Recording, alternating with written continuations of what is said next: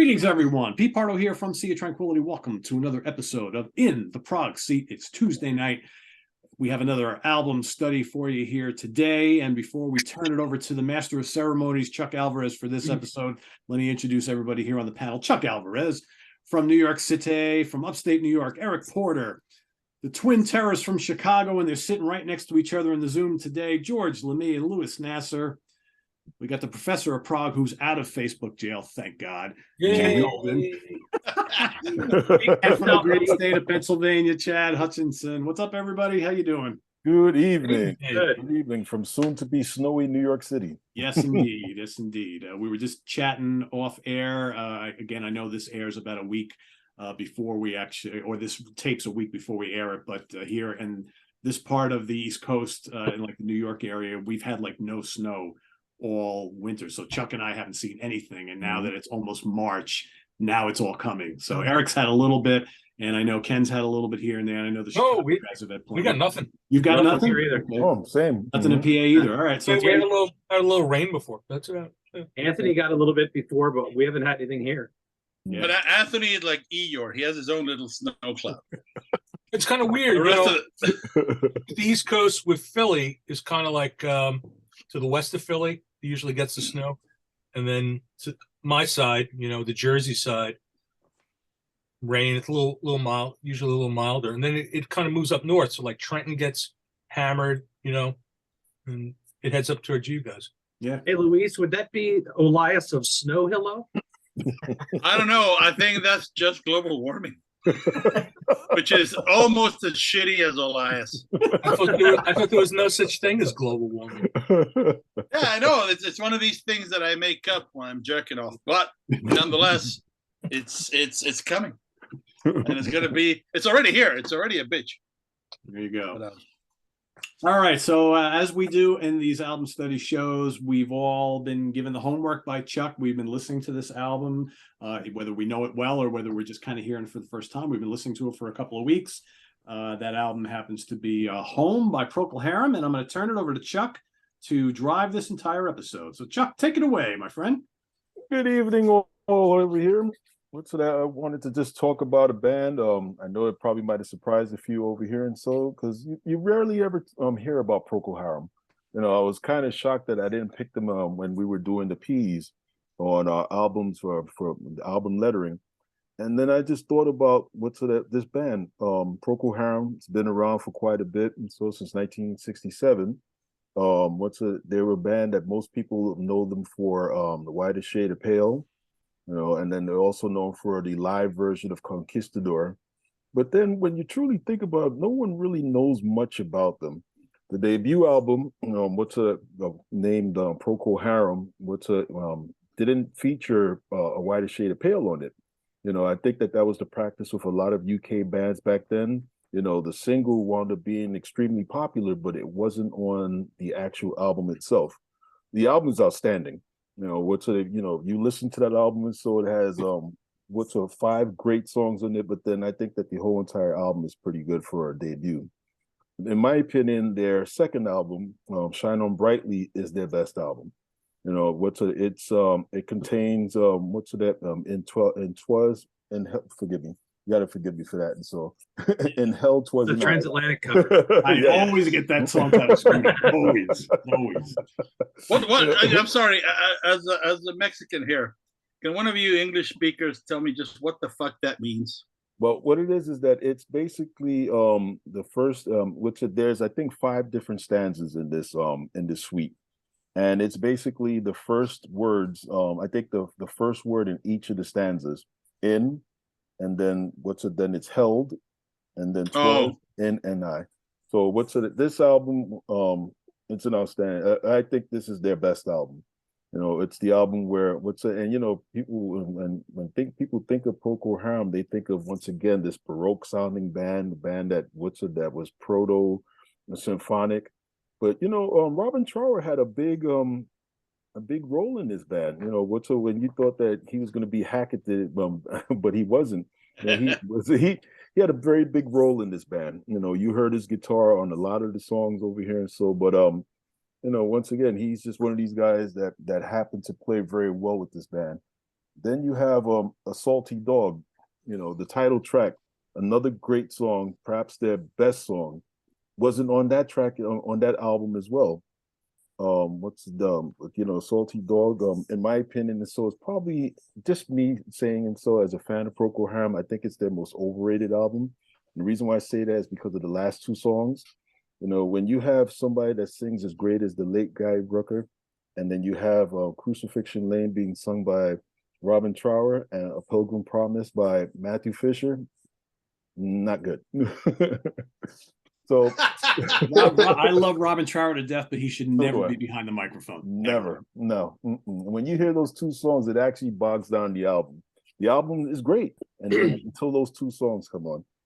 Then you have which I'm going to skip home and I'm going to go to Broken Barricades, which is the last album that they did with Robin Trower, and that's an outstanding album. Another great one, Simple Sister. It's another song that used to get a lot of FM airplay here in New York City, probably elsewhere as well. The title track, and what's a Power Failure. The late B.J. Wilson, he was actually thought of to Jimmy Page actually wanted him to be the original drummer for Led Zeppelin, but he didn't want to leave Procol Harum, so he stayed with them. But Power Failure, you get to see how amazing of a drummer he was. And that song was written specifically for him, and like they used to call him an octopus in the tub. So Robin Trower leaves after Broken Barricades, and a lot of people tend to forget about the albums that came afterwards. You have the live album, which where once again Conquistador came off of.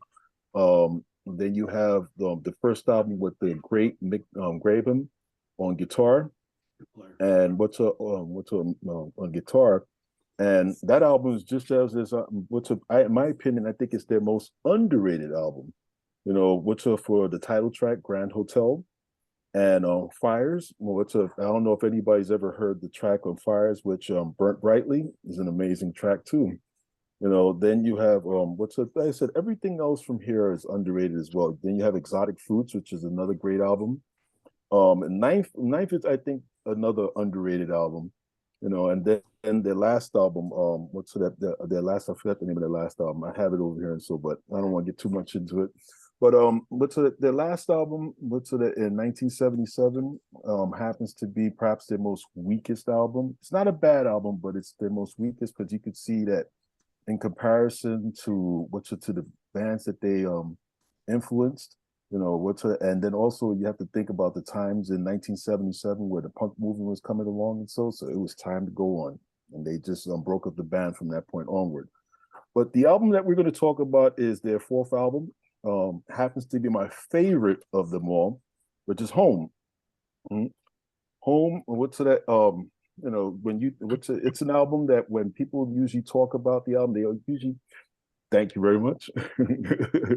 It's like a game, actually. Oh, you mean that's not Roger Dean? Maybe he was on acid. And look at that, Robin Trower playing a Les Paul. Les Paul, yep. Mm-hmm. You don't see that too often. That's just wrong. That's just wrong. I know, it's kind of weird, right? Oh, well, this album, Home, was released on the 5th of June, 1970. And which it features, the album features 8 songs, 4 on each side.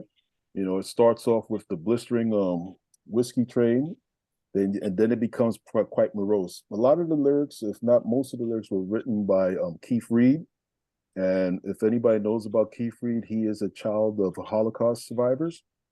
So a lot of his lyrics that you have here and so deal with a lot of death and sorrow, which were stories that were told to him by his parents and his surviving grandparents and other family members. So you get to hear it in a lot of these songs.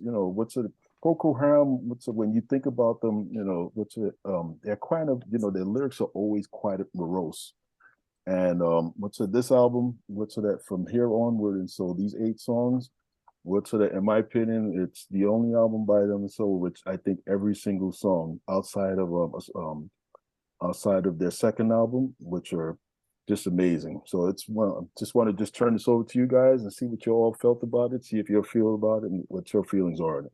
First person I'm going to ask on this over here is the Professor of Prog, Ken Golden. You really want me to go first? Yes, with my bottle of ketchup. Yeah, we haven't seen the bottle of ketchup in quite a while. So, Chuck, I'm going to be kind because I love you. I'm asking for to be serious. You know, yeah. All right. So here's I don't have an extensive history with this band. Mm-hmm. Oddly enough, when I was a kid, I actually had an obsession with Conquistador, and I actually owned it as a 45, the live, of course. Nice. So, and I used to hear I used to hear them on the radio, NEW, but they would never, for whatever reason, they were never part of my rotation, my repertoire. I never owned any Procol Harum albums. So I might have had the live in Edmonton and didn't do anything for me. So I've had people nagging me about the band all these years, and they're just like a black hole, for me. I just didn't really know much other than Robin Trower was in the band, and I think everybody knows how much I love Robin Trower. He's one of my all-time favorite guitar players. And so, yeah, I mean, I was very open-minded approaching this album. I'll run through it. All right, I'll just run through it. I mean, Whiskey Train, it's like one of these songs is not like the others, and that's Whiskey Train. I mean, it's very up-tempo, like rocking song. Trower's great, but this is not. But this is not Bridge of Sighs Robin Trower. I mean, this is not, this is a different Robin Trower, not the guy who reinvented himself, as a solo artist. That's, now, one other thing I should mention. So I was a little handicapped with this album because I don't own the physical. I mean, I sell it, but I don't own a copy of it. So, and it's, for whatever reason, this album's not on Spotify. So I had to listen to it on YouTube. So I found, Eric, I think Chad too, and George, and well, we're not all like Luis, So, so I was a little handicapped in that respect. I didn't have like the lyrics. I did a little research. I did some reading about it from various, the various sites, just to get some feel for what this was. So I kind of knew what I was getting into. So Whiskey Train, like I said, Whiskey Train, very, very different than any other track on the album. That's like, a rock and roll track. And it almost sounds like it was grafted onto the album. And why lead off the album with it? Weird. Dead Man's Dream, I'm reading my notes. Very maudlin and depressing. I found that Chris Copping's organ to be very funereal sounding. These guys, other than Trower, and maybe it's more obvious on other albums, these are not players for me. There was nobody in there other than Trower. I could go, that guy's a badass motherfucker of a keyboard player, or listen to that drummer, that guy's unreal. Wasn't that kind. There's no Bill Bruford in this band. You know what I mean? It's not that. It's not that kind of a thing. Next track, still there'll be bit more up tempo. Robin's playing some nice leads, but overall I found it to be kind of forgettable. Nothing that I didn't know. Again, another very maudlin tune. And About to Die. That song sounded to me like they were the band. The band. That's, I mean, I was waiting for Dylan to come in, but Barnyard Story, not bad. Kind of in a weird way, reminded me a little bit of Whiter Shade of Pale. By this point, I'm getting pretty depressed listening to this record, especially I listened to this album. I mean, I really tried. I mean, I listened to this album about 10 times. So, Piggy Pig Pig, great song title. Maybe the best Robin Trower on the album. And then Copping's organ seemed to come alive a little bit on this track. Everybody, I'm going to give a shout out to my friend Stephen Baker, who's a huge Procol Harum fan. And when I told him we were doing this album, his comment was, "Why are you doing that album?" And anyway, he pointed me toward Wailing Stories. That seems to be the track that everybody says, like, I guess the prog track, because it's 7 minutes long. And I guess it was a very good track. It kind of builds with tension. Band seems to come alive. But just because it's 7 minutes long, I wouldn't say it was a prog track. But I guess if there's a prog track on the album, that's the prog track. Then it ends with Your Own Choice, which again, a little more up-tempo, but it was kind of an unmemorable finish to what was, for me, an unmemorable album. What I would have liked to have heard was more keyboards, and it's 1970, so I'm not expecting synthesizers. Some mellotron would have been nice, maybe some strings here and there, but it was a lot of piano and organ. And as far as organ goes, it wasn't doing much for me. So and Robin, he doesn't really light it up throughout the album. He there were spots where he's quite noticeable, but I would have liked it if there was more of him. So for me, this one wasn't a winner. But Chuck, in my eyes, you're a winner. Thanks, man. All right. So yeah, I mean, yeah, I honestly, I really tried, but I just had a tough time with it. Gotta be truthful. Mm-hmm. Yep. So, no hurt feelings here. Mm-hmm. Okay. Eric. Good evening. Good evening. So Ken kind of talked through the song, so I kind of I had a couple bullet points that I wanted to bring up. And I like the vocals on this. What? You heard it. I liked, well, I'll tell you which. Show's over. Was I got a Steve Winwood vibe. And Peter Gabriel.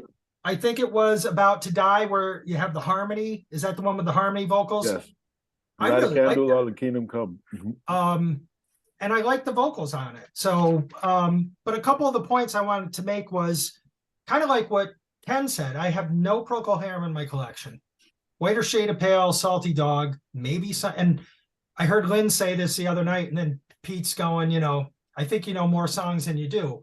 And in Held 'Twas I had the transatlantic disc, but I never went and listened to the Procol Harum version. So I honestly, outside of what was played on FM radio, I don't know anything else these guys did. And another point I think that Ken made, when I heard Trower was on this, I was like, yeah, my wife loves Robin Trower too, by the way. So, Joyce.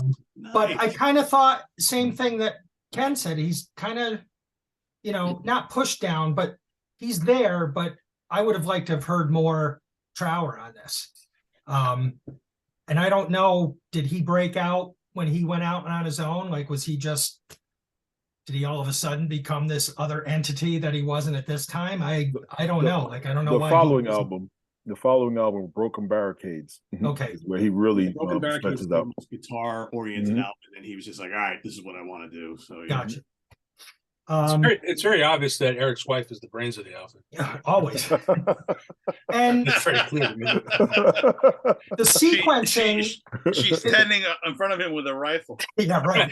Say that.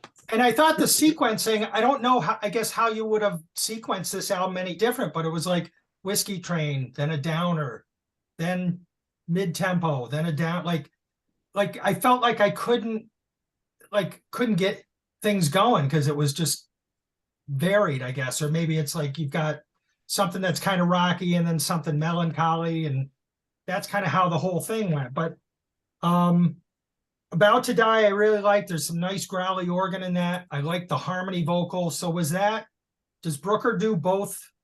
Because it looked like he's the only one listed that does vocals. So does he sing his own harmony on the album, or does somebody do backup? By this time, yes, I think he was the only singer because Okay. Matthew Fisher used to sing with him, but he had already left the band by this time.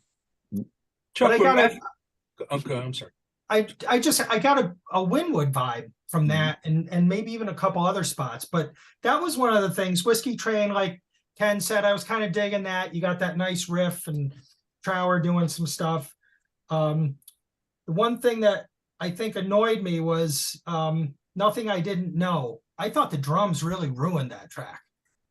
There's just weird. Go back and listen to it if it's not in your head. I mean, I probably like Ken. I tried to listen to this almost every day, at least once, just have it on. And then the song started sinking in a little bit. But for some reason, the drums really annoy me on that track. They're loud and they're just weird the way they're done. It almost would have been better if there were no drums in that track. Wailing Stories I did like. I thought there was a nice build on that. It's kind of gets dramatic. Again, Trower's kind of in and out. And I really liked the melody of the closer, the Too Many Women, Not Enough Wine, or whatever. That's like one that I can kind of hear in my head. That and Whiskey Train, you know, not knowing the album prior to doing it for the show. Those were the songs that kind of stick with me. So About to Die, Whiskey Train, Wailing Stories, and the closer, your own choice. So again, I have no history with the band. Decent album, but I don't know if it was something that I would add to my collection. But you know, I just thought the songs, the sequencing and everything, it was hard to get going just because you have Whiskey Train and then a downer. There's like Ken said, it's a lot of it's very maudlin and melancholy, and it's hard to get some what's the word I'm looking for? It's just Momentum. Yeah, it's hard to get momentum with this album because I just feel like it's kind of a stop start kind of thing. But you know, those are the songs, and I don't know how you would have sequenced them any different, to be honest with you. But so I didn't dislike it, I didn't love it. So it was, again, a band that was never on my radar, so it was nice to get to check them out. Chuck, I have a question. Sure. So Coppings replaced Matthew Fisher. Yes, he did. When Fisher was in the band, were they more rocking? I mean, was he doing more than Copping? A lot more organ when he was a lot more organ. A lot more organ. Because Copping was the bass player and the organ player, yes. right? Does Brooker play any organ on the album? No. So he was just playing piano? Piano and vocals. And so I guess what I'm asking is, when Fisher was in the band, was there more firepower? Was he? I mean, I'm not expecting Keith Emerson, but was there organ solos, or you know what I'm saying? I mean, no. So basically, the strange thing about Procol Harum prior to to Grand Hotel is that as you hear their albums, they're not very well produced. You know, they can sound a bit choppy. You know, I don't know why they haven't really gone through remastering a lot of these albums, their earlier albums. When you listen to it, just like what Eric mentioned about the drumming, sometimes the drumming could be a little bit too overpowering, you know, and then sometimes, you know, you have everything being cluttered in whole. Kind of reminds me of like early Genesis, if you don't mind, like how everything seemed a bit too cluttered at times. And so what after Trower left, and so that's when they started to stretch out more. You know, the songs became a little bit shorter, but then they like everything had its place. It wasn't like everything all cluttered together. But when Fisher, like I said, Home just happens to be my favorite album, but it's not their best album. You know, most people, just like what both you and Eric both mentioned, it's not their favorite album by them because they believe that the album is too morose. You know, they listen to it and they're like, oh my God, this album is, you know, there's some great playing on it, but it's just a sad sounding album. Like I said, but I picked this album because I wanted to pick something that I liked, and so that I wanted to surprise you gentlemen with and get your opinion. And so, like I said, there's no hurt feelings. And so one has to be very truthful. But my thing is that if you did pick an album by them, and so in my opinion, it's always going to be their second album. You know, or Shine On Brightly is the album that if that doesn't click with you, and so then I don't think the band will ever click with you as far as the first 5 albums go with Trower. Yeah, I think, Ken, if you're looking for, again, this band is often labeled as kind of like a prog band, but that's kind of stretching it. But I think their second album is probably the closest full-on prog. Want to hear the more rockin' side of this band? Check out Broken Barricades. Broken Barricades. That's a pretty rockin' album for them, because I think he's just bursting out of his clothes at that point, wanting to go do a very guitar-oriented album, which he would do with Twice Removed from Yesterday right after it. But I kind of always, in my mind, I put these guys in a similar category to the Moody Blues. As far as like this music that's got like symphonic elements and it has like these kind of proto prog tropes, but there's no big solos. Like you mentioned, is there organ solos on the early albums? Some, but it's more like these big organ swells, which I think are missing from a chunk of this album, because Chris was like brought in to be the bass player and he plays some organ, whereas Matthew was the organ player. So there was he wasn't copying. You hear him playing organ, but he's not really like doing much. Yeah, it's more for like kind of like it's creating this like lush backdrop. That's why I would have liked if maybe he would have added some Mellotron. Of course I'm nutty for Mellotron and all, but it would have added another texture. And or it didn't even have to be Mellotron. If it would have been real strings. I mean, there's nothing wrong with real strings. No. And I could live album. And the live album, I think it would have added more depth to the music and more impact. So I'm not like a lyrics guy, but I knew I could pick up enough from the tone of the album that I knew that this was a funeral march from right after Whiskey Train. I'm in the car driving up to New Montefiore, New Montefiore Cemetery out on Long Island. I mean, it's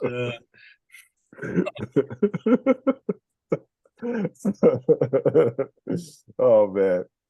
So you're Lewis. All right, I'm gonna give it a different take.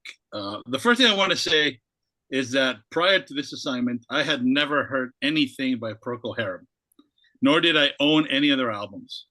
I heard the Transatlantic cover, and I thought, this is bullshit. This is what I thought. I wasn't really into it at all. So I didn't understand why they would pick that song for a cover. I didn't know anything. They ever covered too. But because Chuck recommended this album, I went and did something crazy, which is without hearing a note, I bought it. I walked over to Reckless and I just bought it. Oh my God. And I threw it in. And I thought you were gonna say you threw it out. No, not at all. I was actually very surprised by this record. I gotta be. I was not expecting what I heard, so I made just a few notes that I want to read quickly.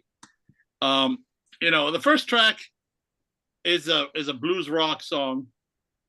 Not the greatest blues rock song ever. It's certainly not prog. So when that was the first thing I heard, I thought, oh, this was probably a mistake. That's what I thought. Then I heard Dead Man's Dream. Just from the title alone, I was intrigued, right? I love the piano and Hammond combo.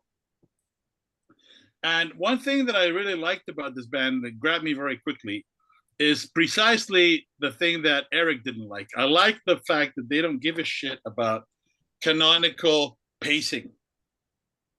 They just put together what was probably an inner struggle between them of guys who wanted one thing and guys who wanted another, and they just did what they wanted. And I love the fact that you have these sounds, which are not cheerful, but they're not really that dark either. And the lyrics are, I love the lyrics. And I did a little digging on this track, and I realized that it was banned from BBC Radio 1 because of the lyrics, which made me love it even more. The fact that somebody got their panties in a bunch over the lyrics, I fucking love it. So there's that, right? Then you get to Still There'll Be More, which is, again, I know people say they don't like lyrics. How can you hate a song that says, I'll blacken your Christmas and piss on your door? And I love the fact that this is the message, but the tune is kind of upbeat and bouncy, right? It's basically an F you. Yeah. So I like that juxtaposition of the happy music and the fuck you lyrics, right? It's not, again, to me, that is not a prog song at all, but it's a fine rock song. It is what it is, right? So that's fine. Nothing that I didn't know is kind of another lament song, and I enjoy it in spite of the accordion. And unlike Eric, I like the fact that the drums are syncopated. That little drum lick that they do in 3/4, I like that a lot. I find that it has, it's not, that is not prog the way that I understand it, and I don't really want to get into what is prog because fuck that. But it doesn't have those things, but it is kind of like a proto prog. There are some seeds of experimentation there with how you use the timing and how you move through the chords. I kind of like that. Okay, I love the About to Die. That's somber, effective, and I love the fact that the electric guitar is actually just played is Robin Trower playing through a beat up Leslie, and it's kind of emulating the organ hits. So a lot of the time when you think you're hearing organ, you're actually hearing Trower playing through these organ-like effects. And then whenever you hear bass and organ, you know that Trower is playing fake organ. In many of these songs, in particular in this one, for sure, that sounds to me like electric guitar playing through a beat up Leslie. I liked it. I like the piano solo. I love that song. Okay. The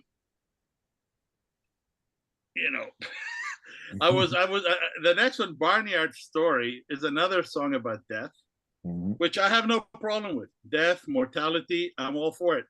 That's what Dark Side of the Moon is about. It's a whole record about death. I got no issue, right? I like the piano and vocals only, all right?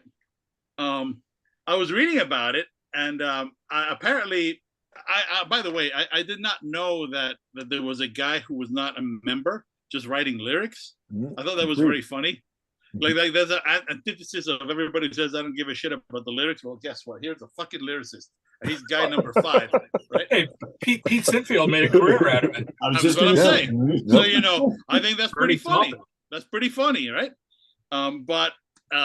So I was reading up on these songs, and apparently the singer sang, "I was standing on a lamppost." And this guy Reed was really irate about it and had to interrupt him and say, "Standing on Olympus." I thought was hilarious, right? And then we get serious, right? Then we get to Piggy Pig Pig, right? And say what you will about that song, this is actually a very complex harmony. Now you're getting classical music chords. Now you're getting diminished structures. Now you're getting now the snake starts to weave, right? And I like that a lot. I mean, this is not the level of complexity, of course, that ELP would take the idea of bringing classical into rock, but it's there, right? And it's definite. And I also like there's these little bits and pieces where there's a very highly processed vocal. The suddenly just comes in and barks weird things that I can't really quite make out.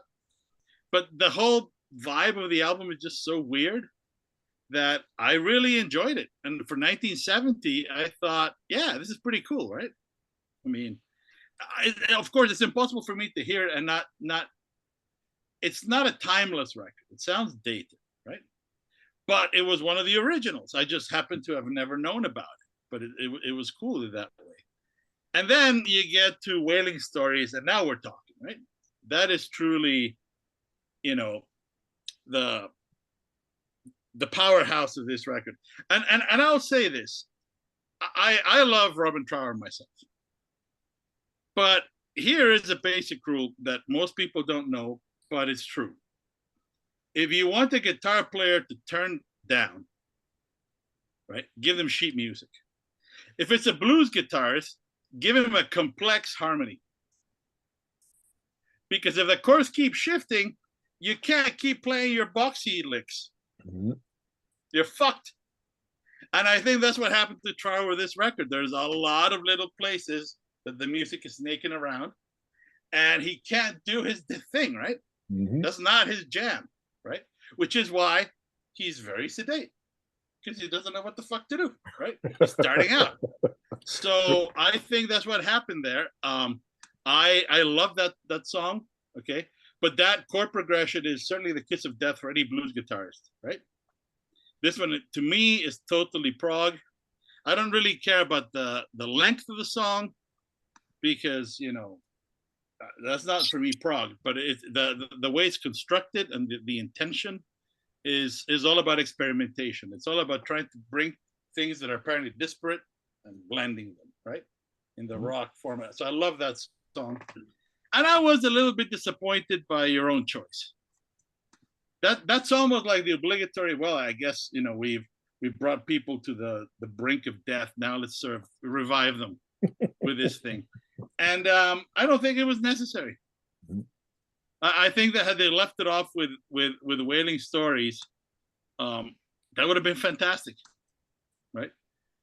So I was not disappointed by the album.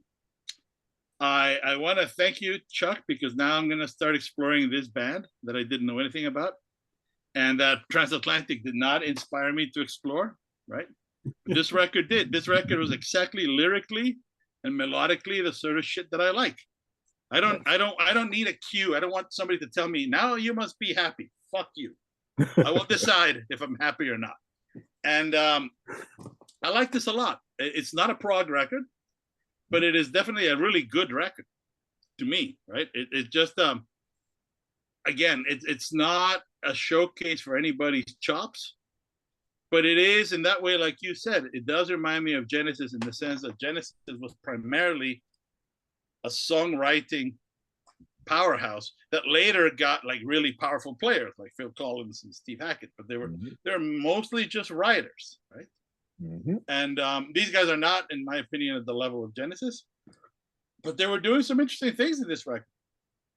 I gotta give them props, you know. So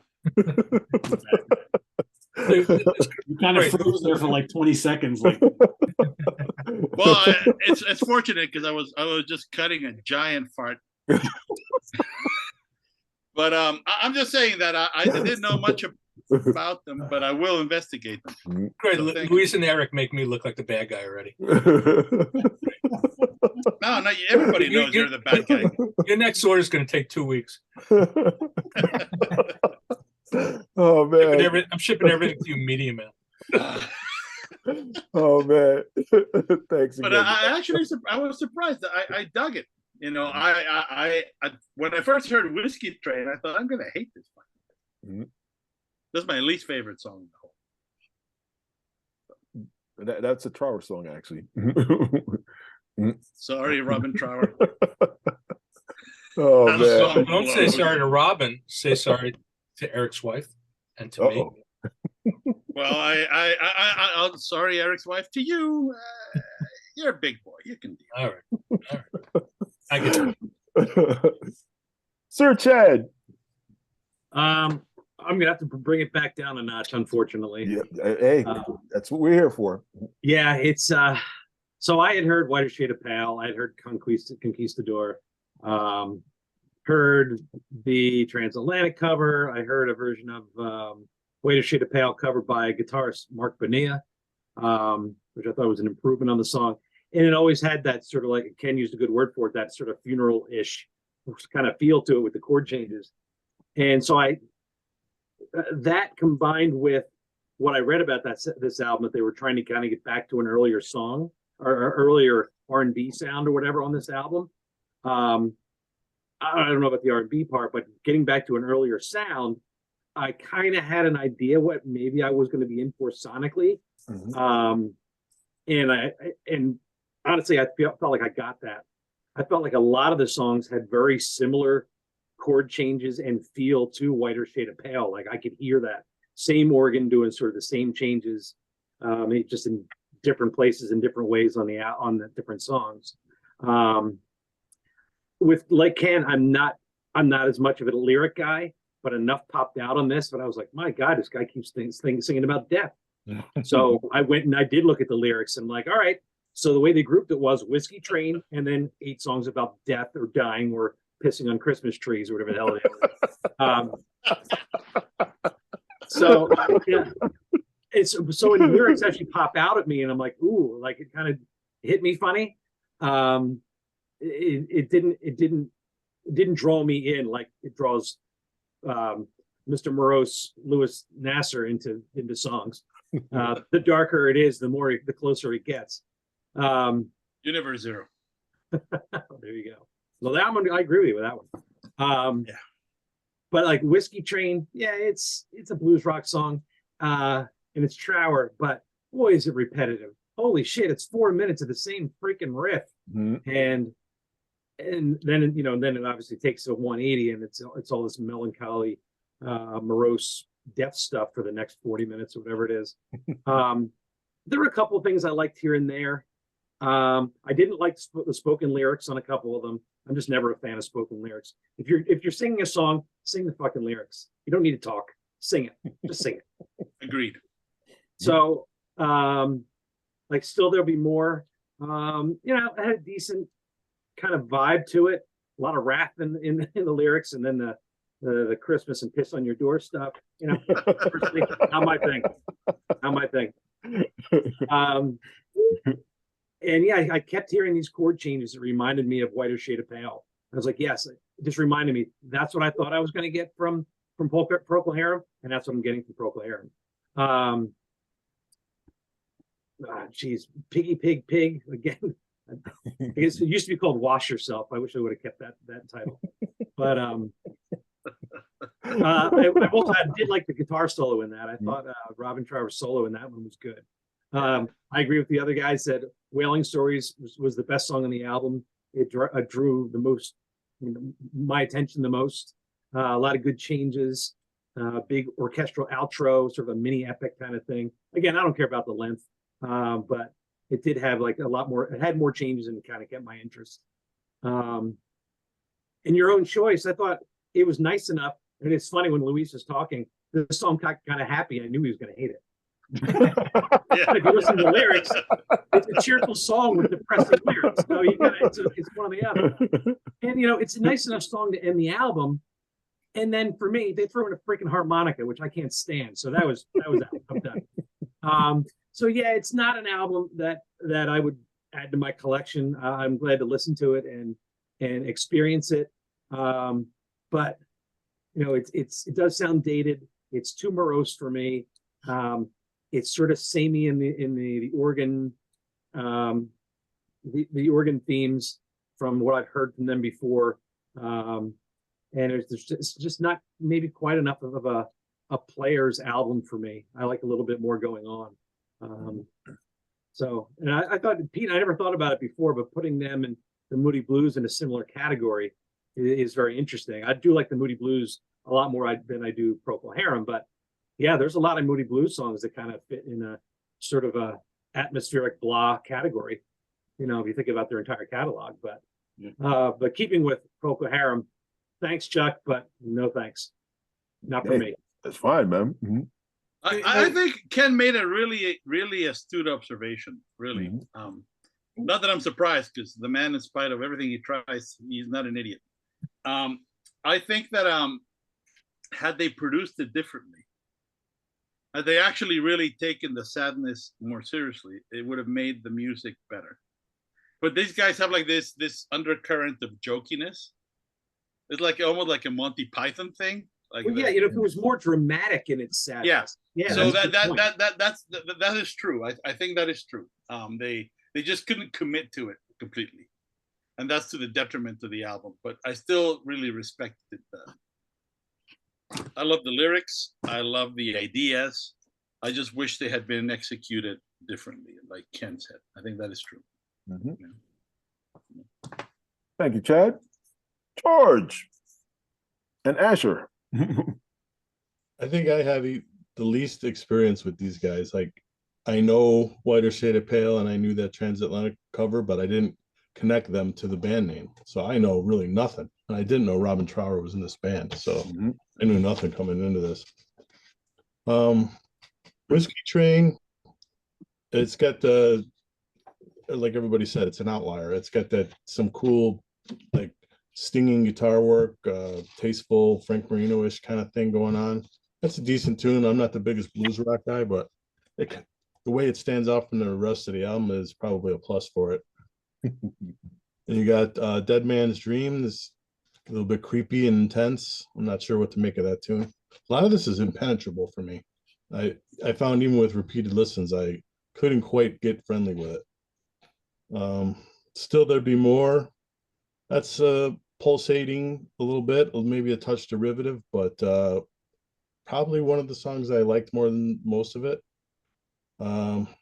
Nothing I Didn't Know is kind of a folky dirge. That's not my flavor. About to Die, as you can tell by the title, another uplifting piece. No. Not so much.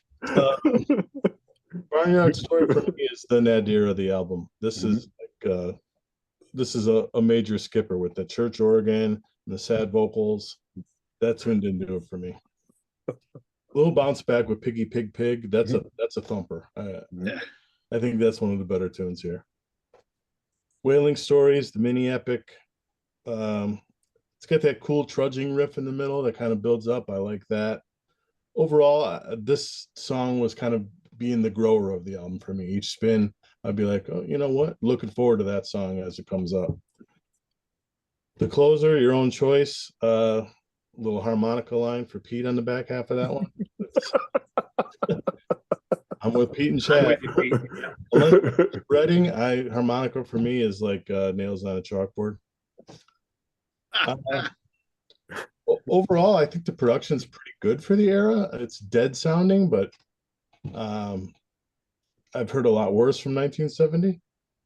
The musicianship is solid, but like Ken said, nobody stands out, including Robin Trower for me. To me, he's just another guy on this thing.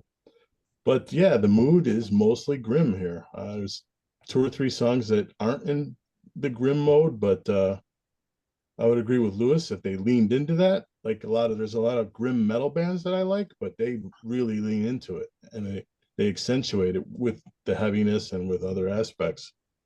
So I think they left something on the table with that. I'm gonna say also that I wouldn't be buying this, but I'm glad I experienced it because I'm glad to check out anything really. Especially a band like a name that I've known for so long, but I never really could put the name to any music, so now I can.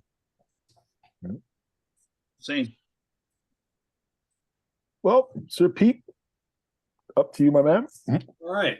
So, unlike most of the rest of you, I have a long history with this band, and I've been listening to Procol Harum for as long as I can remember. And I like this album, and I like most of their catalog. But a lot of you guys said some things that are very, very true. This band is not like an in the pocket type of band. They're kind of loose and laid back and casual, and they do their own thing. Whatever you want to call this music, it's like British rock, kind of symphonic rock. It's hard to describe, but there are elements of what they do that I find very appealing. Like, first of all, I think Gary Brooker is one of the all-time great British singers. I think he's fabulous. Again, he kind of sits in this zone on all their albums, but that's him. Him when you hear him.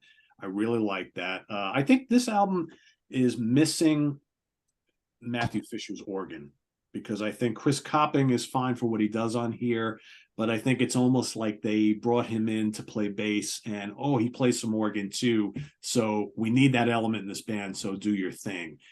I like the albums that where it's much more of that kind of permeating Hammond organ feel going on through most of the songs. There's a good amount of it here, and he does a fine job, but I think it could be more. Kind of to Ken's point, I would like to hear more of it.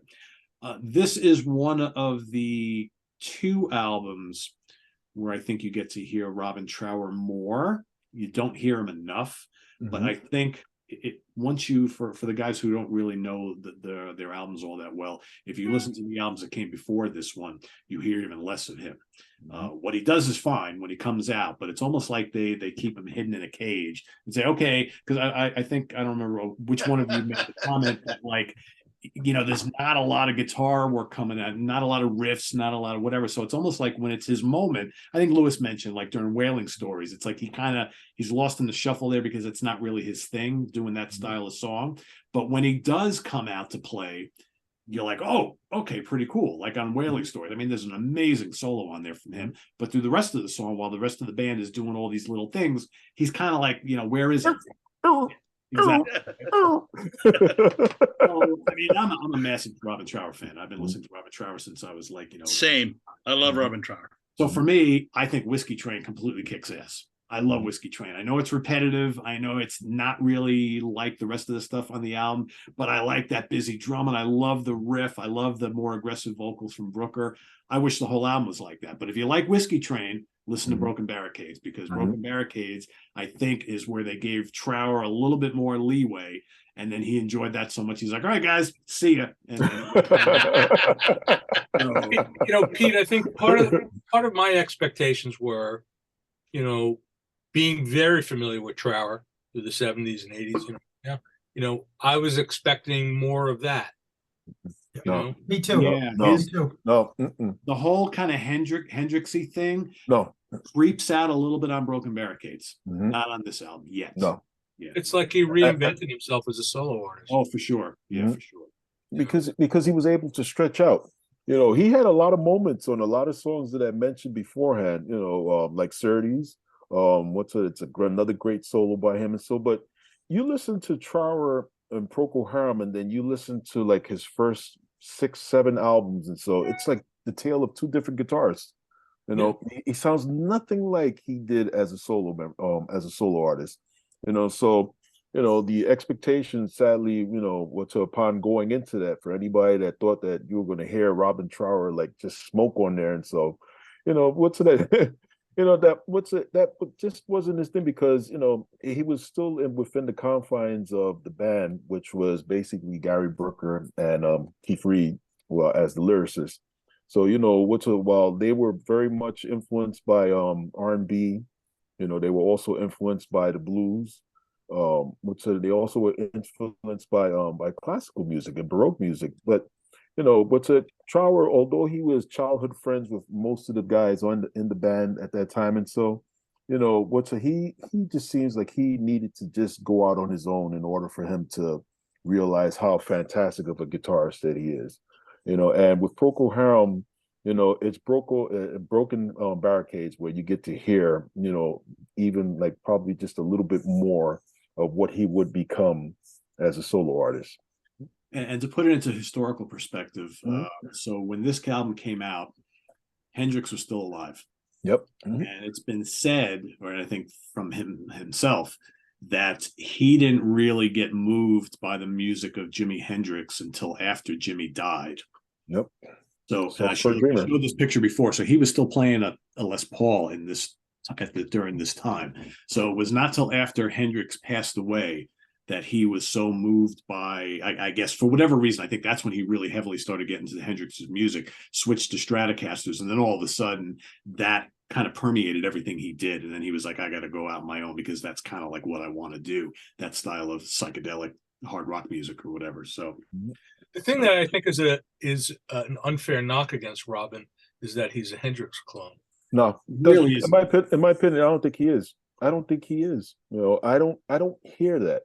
When I hear Robin playing, so he sounds English. Because there's a difference between an old statesman blue guitarist, and then you hear because his tone is still clean.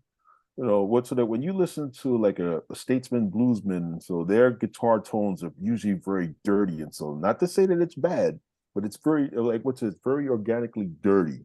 And you don't hear that from Robin. Robin is, for his stuff is still quite clean. And that's what I see. That's what I hear with Trower. I think he was more influenced by Hendrix as far as like equipment and bridging the gap between blues and psychedelia.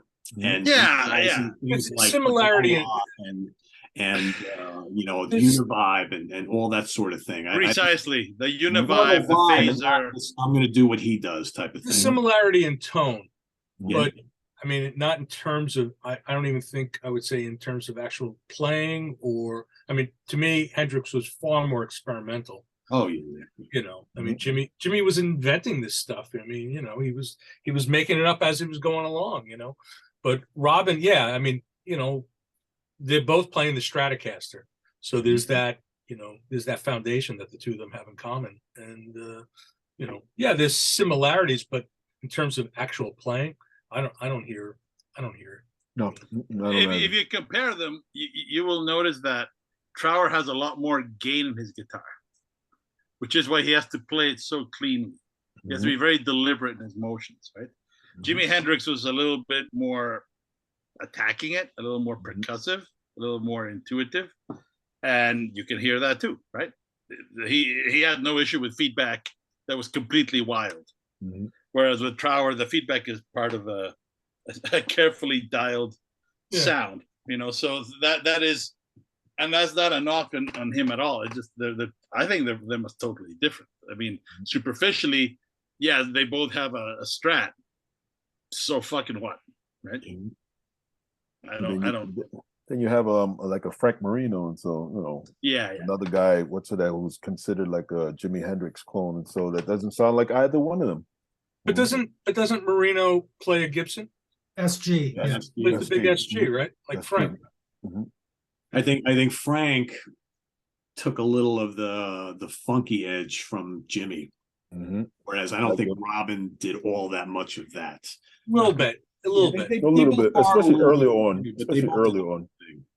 You listen to some of the mid to late '70s Trower. Yeah, later in the decade, yeah, for sure. Yeah, he was adding some funk. So anyway, so back to finish off my analysis of this album. So yeah, I love Whiskey Train. I really like Dead Man's Dream. I think that's a nice, good, moody rocker. I like the way the piano and the organ kind of work together on that. Brooker sounds great on that particular track. Still There's Be More, another good one. Good Trower guitar solo on there. I'm not that big on Nothing That I Didn't Know, although I like Gary's vocals on that. About to Die, tremendous song. Barnyard Story, that one doesn't do anything for me. I was never a fan of that one. I love Piggy Pig Pig. That's horrific.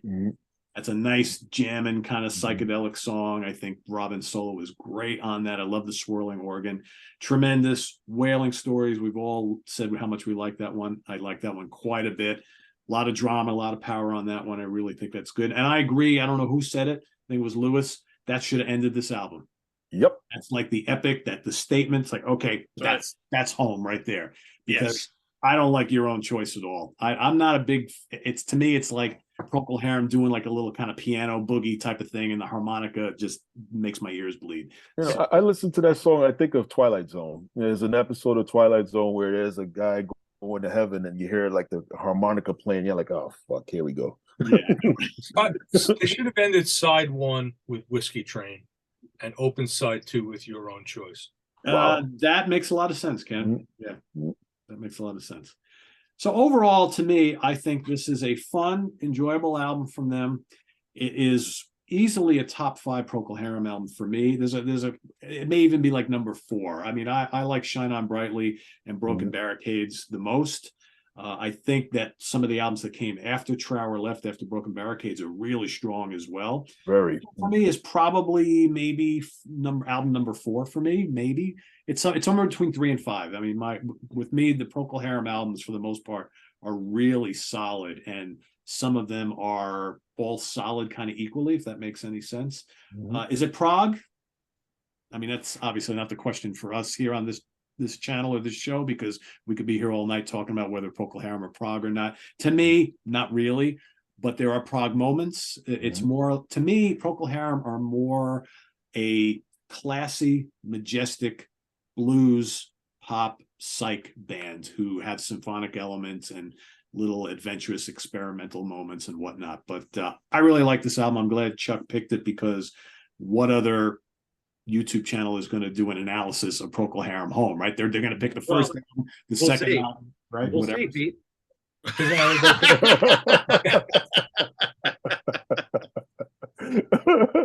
walked right into that one, right? Yeah, they're all going to copy you. So I like this album. This is a winner for me. I'm glad you picked it. So it's unanimous. We all hated it. I think we're like right down the middle, pretty much, right? Let's see. No, Luis liked it. Yeah, I liked it. Chuck and Pete. I'm putting Eric in the hate category. So four against we got 2 definite don't likes, 3, including Chuck, 3 definitely do like, and I think George and Eric are kind of like somewhere in the middle. Come on, George is a little. George is more. George is no. George is a no. I think George is a no. George is a no. Look at him. Look at him. He's a no. George's like, no. Yeah. Eric, I could persuade Eric. George is a man who needs nobody putting words in his mouth. That's it.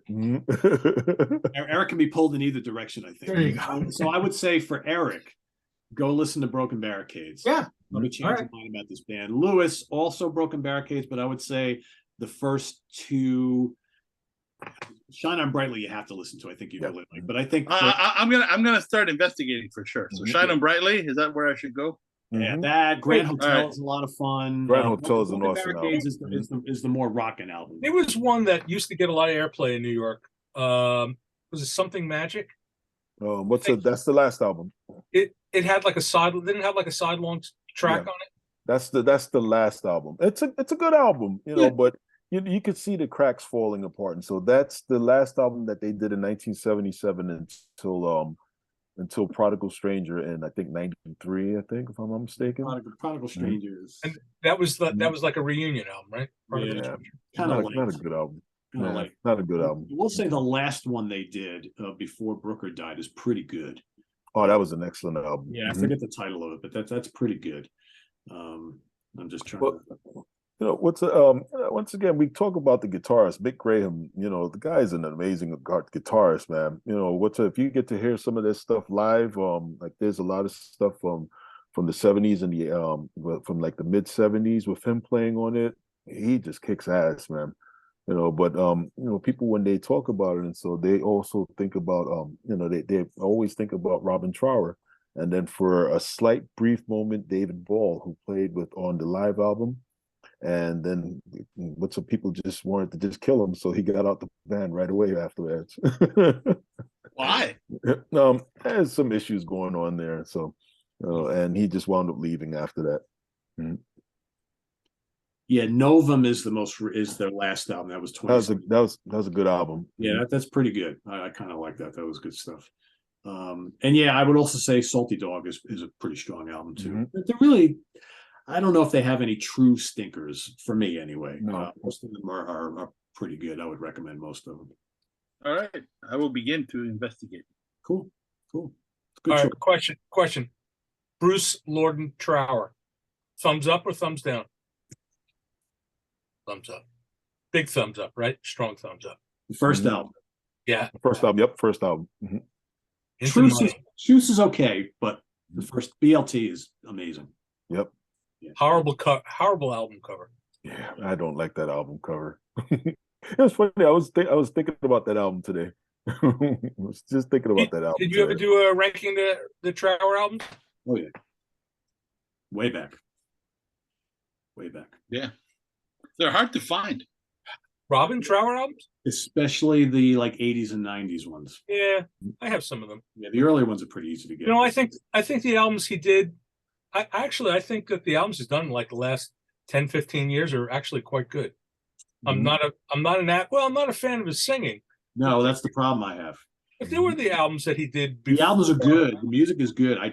He needs to get back to using the singer. I mean, But I love the guy, but man, it's like stop. I think it was only the last 2 or 3 where he was singing. I thought it was more than that. I don't know. It seems like it's more than that. Hey man, maybe. a second in hell feels like an eternity. That's probably what it is, right? But guy can still play, and he's 76. Yeah, he's It's gonna be 77 in a couple of weeks. Yeah. Actually, I think his most recent one, the one that came out last year, he's got a new bass player who sings on the album, or a guy who plays bass live, but he sings on the album. I think Robin plays bass and guitar on the album, but he's got the new singer on the last album, and that is a step in the right direction because those couple that he sang himself before that, it's just he's not a singer. It's interesting that Trower and Fripp were good friends. Yeah. Mm-hmm. So, when you think about Procol Harum, you think about the bands that they influenced. They were an obvious influence on Peter Gabriel and Tony Banks. They've even admitted it. So Salty Dog was an essential album in there. To them. What's it? Split Ends. You know, which you hear a lot of even as much as you look and listen to these songs, you can still hear a lot of Procol Harum and early King Crimson. Mm-hmm. What's it? You know, they happen to be one of these bands that were quite influential. You know, but then it comes back to this, as we said before, they're a symphonic art rock band, but are they a progressive rock band? Arguable. Arguable. Mm-hmm. Yep. There's a lot of bands that fall into that category. Mm-hmm. Yep. So as mentioned, and so my closing, and so I brought this album once again, to try to get out the box, because we really haven't spoken much about Procol Harum. Most people really, as we see, most of you have never heard much of Procol Harum outside of just a few songs, and even fewer knew that Robin Trower was part of the band. But I picked this album so because it's my favorite. But is it their best album? No. I once again said that A Salty Dog. Forgive me. I'm sorry. No. That their second album is their best album, and it's probably their most proggy album at that. And like I said, I'm glad that you guys were able to just give your honest opinions on it. And so we don't need no fake opinions on stuff like this, man. If you don't like it, you don't like it. If you love it, you love it, man. But that's what we're all here for, man. So before we close out, and so I'm going to pick my next person that's going to pick their album, and so. And I've been thinking about this for quite some time, and so. And I really love you guys, man. But the guy that I really want to have something, someone pick something is Brother George. Mm-hmm. I love what George picks, and so George has a lot of stuff, man, that I know that he's going to be able to astound us with. And I'm looking forward to what George's pick is going to be, man. You're confident. No, I'm totally confident. I mean, I feel we're all going to be on like some Japanese website tomorrow. Oh shit! What's this? So I don't. What have we done in the past? Has the new person revealed it on the episode? I don't remember. No. Oh, I didn't know. I knew what it was, and I knew in advance what one. I think Chuck we went off air. I think. Yeah, we'll do. Yeah, we'll do that. We'll do it like that. Okay. When I first got picked, I was ready to go. No, but we want. You're gonna have to wait. You're gonna have to wait, right? We want to save you, Chad. That's right. All right. So there you have it, everybody. So and what is that, zinc? What's that? What? Ken, what are you putting up there? Is that zinc? Ice Age. See it, you're too small. Say something. You're doing it.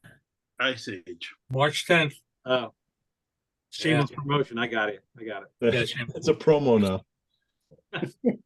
The new Ice Age coming out in just a few weeks. Pre-order still going on. We're shipping them out at the end of the week.